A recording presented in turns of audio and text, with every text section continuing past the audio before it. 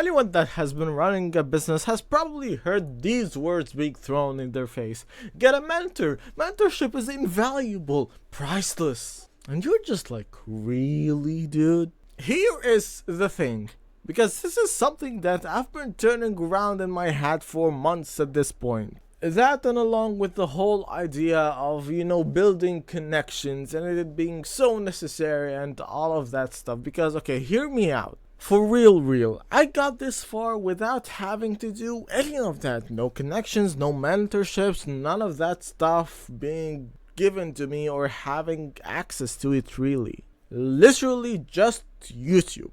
So what is stopping me from keeping on like that? Continuing what I've been already doing all of this time. I've already made thousands of continuing what I've already been doing this entire time. I've already made thousands of lines. I've learned how to outreach, market, sell, and process money and do all of that stuff. So why not? Why not do it for tens and hundreds of thousands of dollars more? Here is the thing, there really isn't anything that's stopping me from doing that. I'm sure that the people in the stages that I want to reach have made books, speeches, seminars, and that are all easily and publicly available online. Or even just taught other people that I can then learn and basically just leech off the knowledge off of them. The only really solid point that I heard talking against what I said is that for all of the time that I'm gonna be spending sifting through all of that information in videos, speeches, books, and seminars online,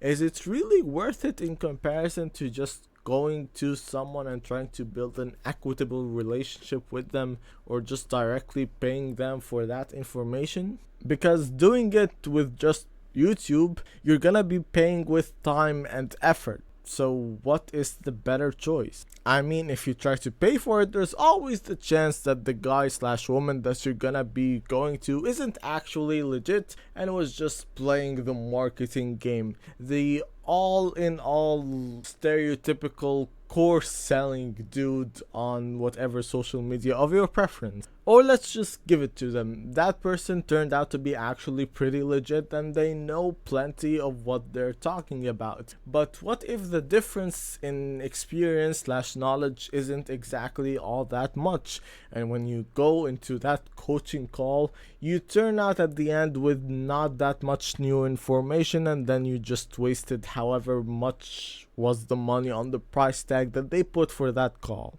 And certainly learning nothing that was entirely earth-shattering that's gonna 10x everything that you do. And that's the thinking that I had for the longest time until I realized two pretty important points that kind of made me warm up a little more to the idea. The first one is, if you organize all of information into a 2x2 grid of information you know and information that you don't know, you're gonna find yourself with a pretty interesting situation. There's always information that you know, like the sky is blue. You all are consciously aware of that. There's information that you are aware of that you don't know, like how many poisonous snake species are there on the planet. That's something that you know that you don't know. There's also the information that you know but aren't aware that you actually know. It is stored somewhere in your subconscious mind, like random trivia about some place or historic scene. And then there's the catastrophe of them all, is information that you don't know. And there's actually a pretty relevant and recent life example that I've had of this very thing. So I've been looking into buying a Kindle, and it seemed like a pretty simple and upfront transaction from the very first glances of it. It's a small, sleek, well-designed, compact tablet that is waterproof and doesn't really have that much functionality to it. It lasts for weeks on one single charge, so it should be pretty cut and dry, right? I mean, I could always just read on my phone at whatever time I wanted, so there wasn't really all that much risk, and so I decided to get a used one. Dun dun dun. Facebook Marketplace it was, until the first guy somehow stunted the capabilities of the Kindle and I couldn't register on the servers or pretty much do anything wirelessly.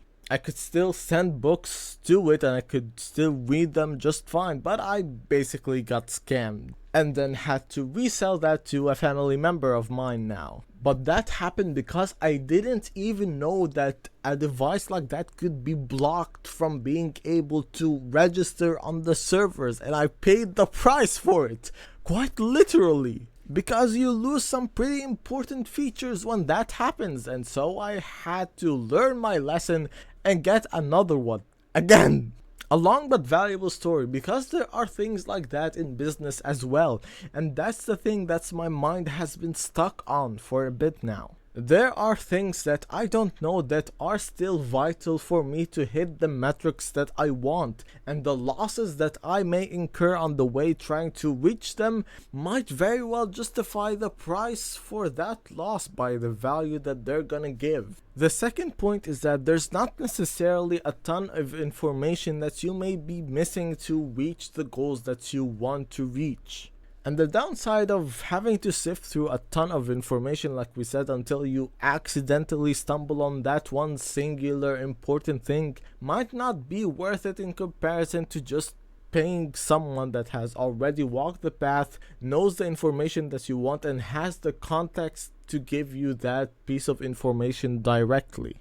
It's not that I don't believe in being helped by people with more experience. I had the good fortune of getting a couple of free coaching calls from people that had done a lot and know a lot when it comes to content, for example, by asking them some questions that I had pretty much no information about those very specific areas. I'm just thinking of the downsides of how difficult and sometimes unreliable to find someone that is like that. So, if you're thinking about going down that route, for the love of God, I know there are things that are affecting you in your business environment that you know would have a good, rock solid impact if you just improve them first, before you go on to the experimental stuff. Things are that you know for a fact are preventing you from working as well as you know that you are capable of and want to. That means get a good proper office chair that you can work comfortably on for hours and that supports your back. If you live somewhere noisy, get a good pair of noise cancelling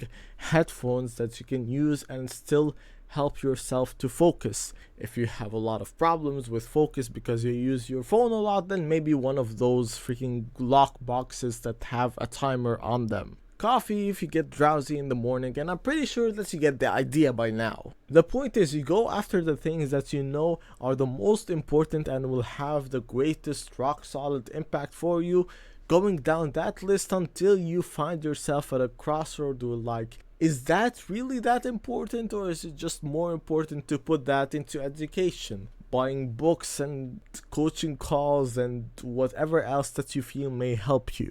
Or at least that's what I've been doing. So do with that as you will. And with that, it's 9 p.m. I'm tired and sleepy and it's been a long day, so I'm gonna see you some other time. Bye.